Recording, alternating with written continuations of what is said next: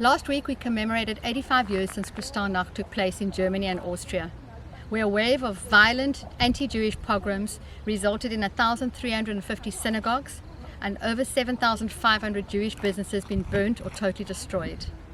91 people were brutally murdered, and the Christian community and church stood by and said nothing. The next day, 26,000 Jews were rounded up and sent to the concentration camps. In fact, mainline church denominations had shown public support for the Nazi government in the years leading up to this event. After 1945, the silence of the church and the complicity of ordinary Christians compelled leaders of both Catholic and Protestant churches to address the issues of guilt and complicity in the Holocaust. Saturday's so-called pro-Palestinian protest was actually support for a brutal terrorist organization called Hamas. At this event, there were a number of calls made for the deregistration of a Jewish school, accusing them of raising murderers. A call was also made to boycott a well-known Jewish business and to picket outside his stores on the 18th of November. Mandla Mandela, an ANC member of parliament, who publicly showed his support for Hamas, also stated that they would not allow the Israeli flag to fly freely in South Africa. He then went on to call for his supporters to come to our Sunday planned prayer event and to ensure that no Israeli flag was allowed to fly. These calls were all made in the presence of actual mainline church leaders and multiple members of parliament who shared the stage with the leaders of this event.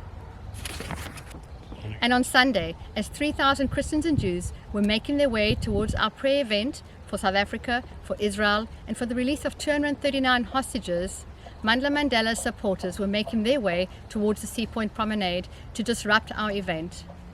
A number of our people were accosted on the way to the event, and Israeli flags were ripped out of their hands. Some were also threatened by guys with guns and knives. It was really shocking to see the open support for a brutal organization like Hamas, who murders and burns women and children alive. The level of hatred directed towards Christians and Jews was shocking to say the least, and in the end led to the city officials calling the event off out of safety concerns for our people. A line was crossed in South Africa on Sunday. My challenge to you today is, will the church again remain silent in the face of this blatant hatred towards Israel and our Jewish family? Blatant anti-Semitism disguised as anti-Zionism. Will we remain silent in the face of this evil? Is this the beginning of South Africa's Kristallnacht? Edward Burke said, "Those who don't know history are doomed to repeat it." There is no more time to sit on the fence and to say that what happens with Israel does not concern us.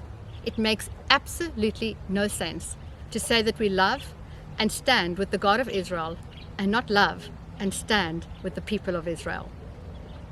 Let's support our Jewish family in prayer, in word, and in action, because never again is now.